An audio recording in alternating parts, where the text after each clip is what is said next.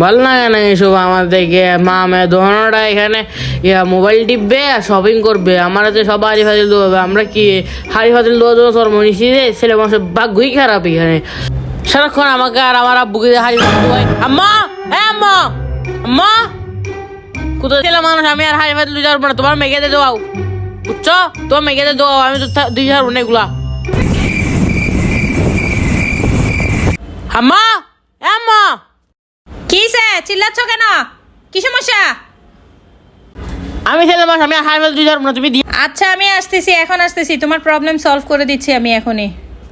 কিসে এই সমস্যা? আসো এদিকে আসো, এদিকে আসো। তুমি এই তো সমস্যা, তুমি ছেলে মানুষ নাও, তোমার মেয়ে বানাই দিছে আম্মা।